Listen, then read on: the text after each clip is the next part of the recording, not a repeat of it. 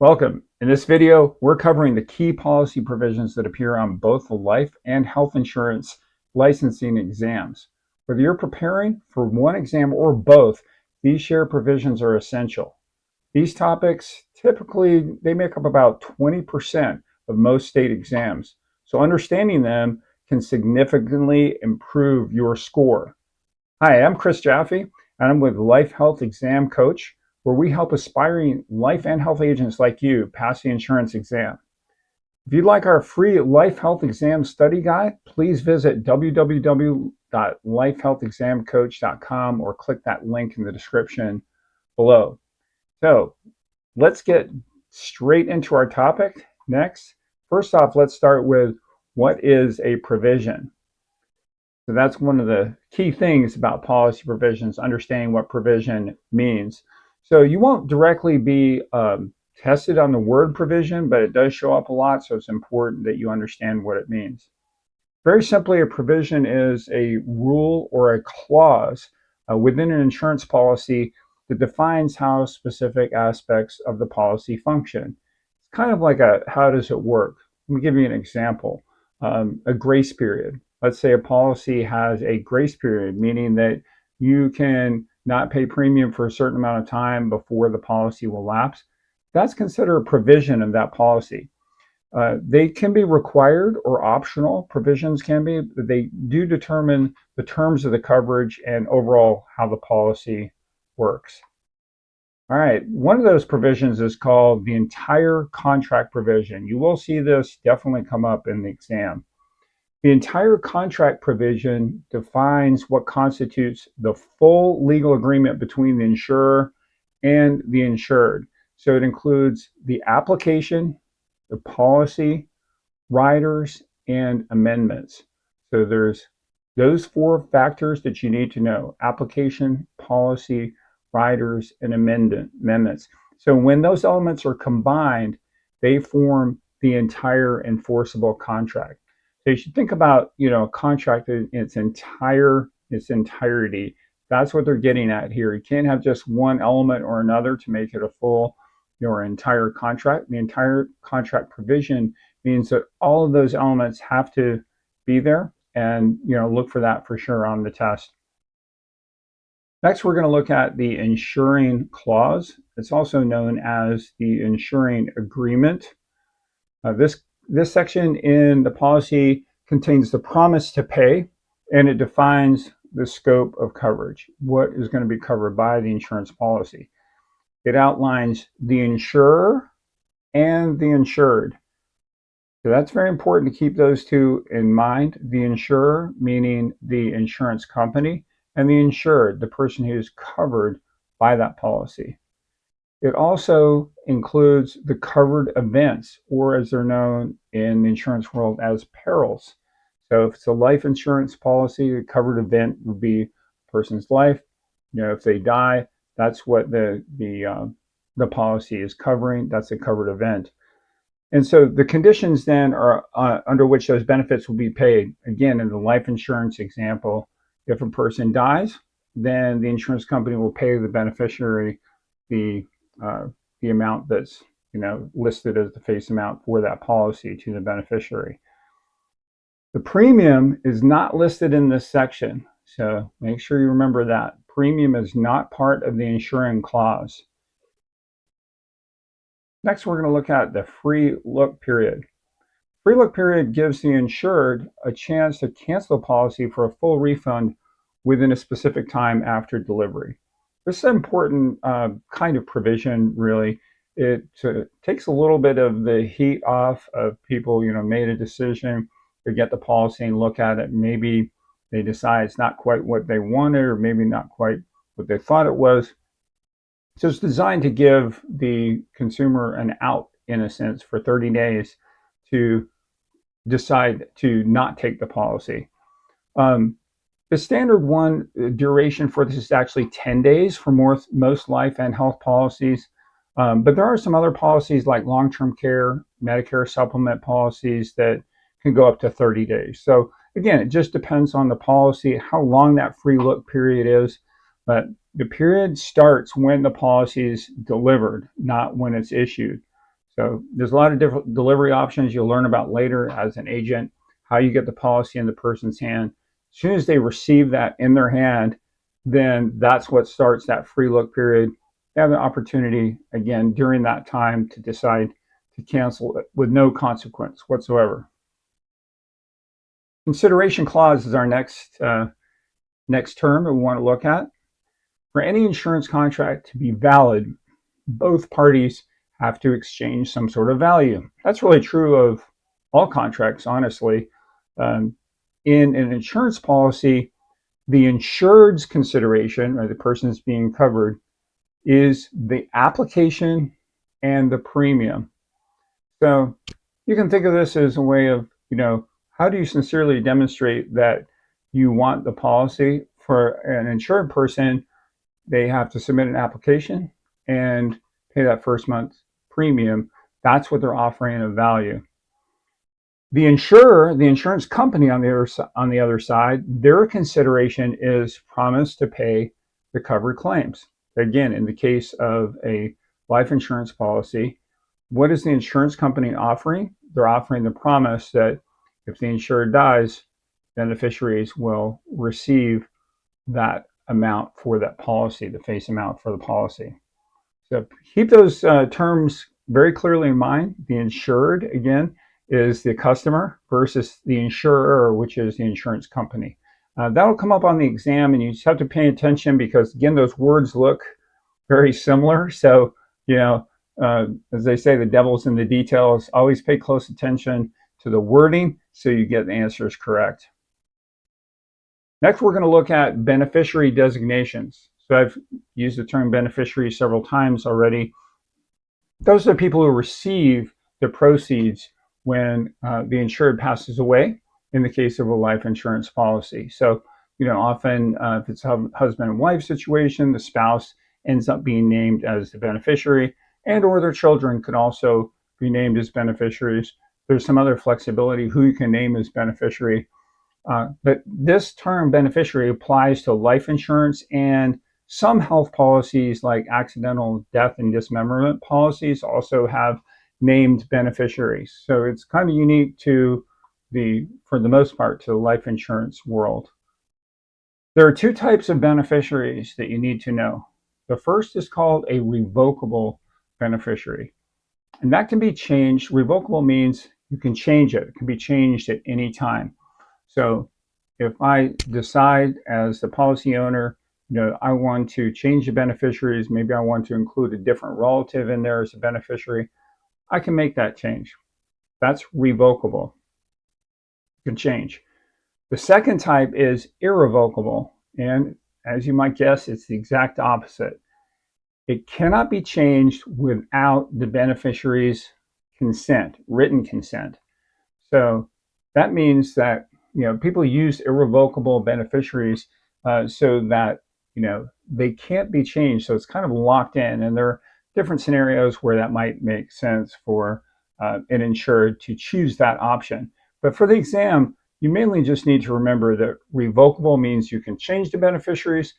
Irrevocable means that you need the beneficiary's consent in order to change it to somebody else. So remember, irrevocable means you need consent. All right, next we're going to talk about the mode of premium payment. So when you get a policy, you have several different options about how you pay for it. And the mode really refers to the frequency. How often do you want to make premium payments? And many things are like this. You can choose to make payments monthly, quarterly, semi-annually, or annually. It's an ongoing contract, and you have a choice about how you pay for it. The more frequent the payments, the higher the total cost over the year. Kind of like any other sort of situation, when you spread the payments out, you get charged a little bit more because you're only giving smaller amounts to the company as you go along.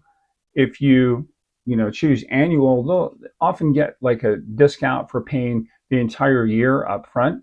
And the semi-annual, quarterly, those discounts kind of fall somewhere in between that continuum on that line.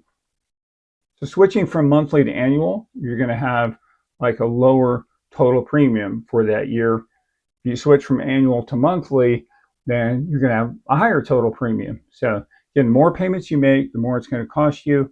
The less payments you make, the less your premium costs. Let's move on to grace period. I mentioned this in another example. Grace period is a provision inside the policy that allows the coverage to continue temporarily after a missed premium.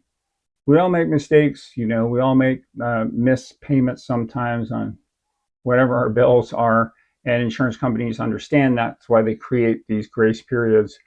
In life insurance world, it's usually 30 to 31 days. That's a grace period, meaning that say you miss your payment, you don't pay 1 month, you'll have 30 to 31 days to catch up that payment without that policy lapsing. So it's a very important provision. It protects people from losing their coverage just from making a simple billing mistake. In the health insurance world, it's broken up a little bit differently. You have a 7-day grace period on weekly payments. You have 10-day grace period on monthly payments and 31 days on all others. So make a note of that. Health insurance is a little more complex. 7 days grace period on weekly, 10 days on monthly, and 31 days on all other scenarios or payment plans. If the payment's made during that grace period, then again, that coverage will continue without interruption. No harm, no foul. Very important provision. Let's discuss the unpaid premium provisions. This is another thing to do with premium. If a claim is filed during the grace period, so in other words, let's say in the case of homeowners insurance, for example, you're in a grace period and you have damage to the house, the insurer may deduct the unpaid premium from the benefit payout.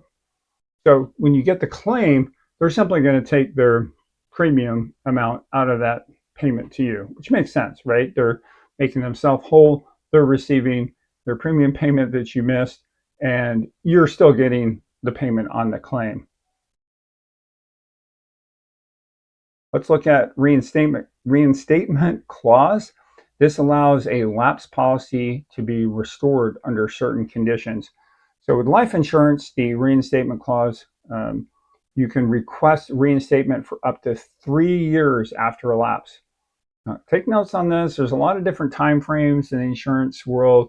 These are things that you need to know and keep separate in your mind. So it's important to study these different time frames. So again, for life insurance, the policy lapses, meaning you've gone past your grace period, then you can request reinstatement for up to 3 years after that lapse.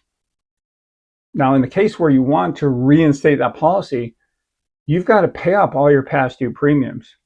And you may also have to show evidence that you're still insurable, like maybe have a health exam. So for a lot of people, the path to reinstating can be a little bit tough because you've got to make up past missed payments, plus you have to maybe show that you're still insurable. So it's there, but it's maybe not that easy in all cases for people to meet. It just depends. But that's the reinstatement clause for life insurance. Now for health insurance, there's no 3-year rule tested. So in life insurance, you have 3-year rule. Health insurance, there's no 3-year rule tested. There's a 10-day probationary period for sickness coverage after reinstatement, and then accidents are covered immediately. A little different in the health insurance world than the life insurance world. Health insurance, no 3-year rule, 10-day probationary period for sickness coverage after that reinstatement. All right, incontestability. So there's a time limit on what are called certain defenses. With life insurance, after 2 years, the insurer, the insurance company, cannot deny a claim due to misstatements on an application, even if they were intentional. So the insurance company has a period of 2 years to kind of look at what was written on an insurance application. They find something that looks unclear, incorrect, they can contest the policy for those first 2 years. After that, the law says really they've, by not doing anything in those 2 years, have agreed to accept it as it's written, even if the person made an intentional misstatement on their application. So this is a very strong protection for the consumer on the consumer's side. Important for you to know. On the health insurance side, after 2 years, misstatements can still void a claim if they involve fraud. So again, another case where health insurance is a little different. After 2 years on a health insurance, if you've intentionally made a misstatement, you can still void a claim if it involves fraud. And the key thing with fraud is that it was intentional, right? The person, on purpose put down something incorrect. Then the health insurers can still contest it in that realm. So remember, the life side is a little more lenient after 2 years, while the health policies are stricter. Now, let's look at misstatement of age or gender. If the age or gender is reported incorrectly on an application, the benefit will be adjusted to match the correct premium. So in life policies, age and gender have an impact on how much the premium is. So if somebody misstated that, they gave it wrong age, let's say they, stated they were younger than they really were, of course they're paying less premium.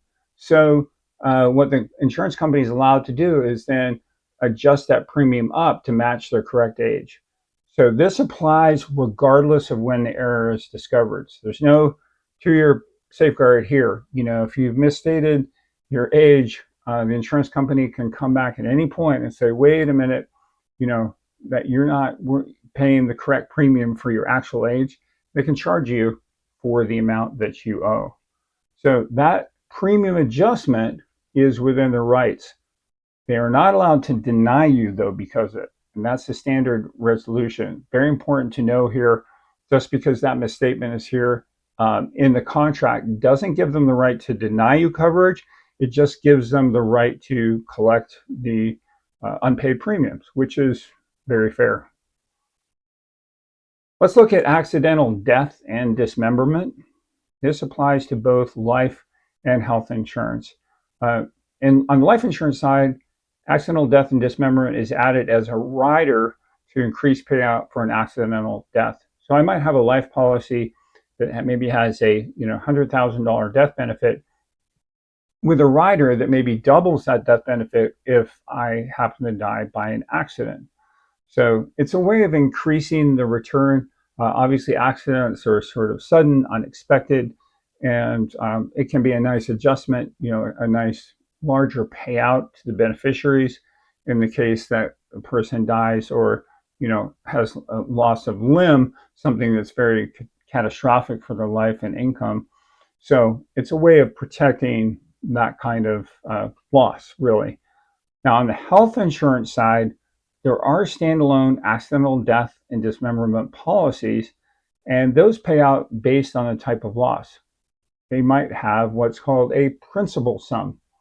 Principal sum means it's paid for accidental death or loss of 2 limbs. So they're measuring, they're paying you based on how big was that loss in terms of dismemberment. They can also pay on the basis of capital loss. So they pay for the loss of 1 limb or 1 eye. So a certain set amount for that capital loss, meaning, of course, you've lost the ability to probably earn income because of those, that accident. So again, accidental death and dismemberment falls on both the life side and the health side, just structured a little bit differently. So we're going to have a quick recap now on this slide, just kind of cover back over what we've learned, what we've gone over. These are the core provisions that are going to appear on both the life and health exams. First, we talked about the entire contract. That equals the complete policy and application. Then we went over the insuring clause. That outlines the parties, the insured and the insurer, and the promise to pay. We've discussed the free look period. That's a full refund window after policy delivery. We've gone over consideration. That means an exchange of value. The insured offers something and the insurer offers something. That's consideration. Grace period means the temporary coverage after you've missed a payment. Unpaid premium, the missed premium is deducted from the payout of any sort of claim. Reinstatement is how you revive a lapsed policy with certain conditions. Incontestability, that's the 2-year limit on denying claims. Misstatement, we said, is benefits adjusted if the age or gender is wrong. Beneficiaries equals revocable or irrevocable. Remember that revocable you can change, irrevocable you have to get permission to change. Premium mode is more frequent. The premium, the higher the cost. And then accidental death and dismemberment pays extra for accidents and dismemberment. All right, understanding all these provisions, it's crucial for your scoring big on your licensing exam. If you're prepping for both health and life, these concepts give you double the benefit. So subscribe for more exam prep strategies. Check out the full course library for deeper breakdowns. You've got this. Just stay focused, keep pushing forward. We'll see you in the next video.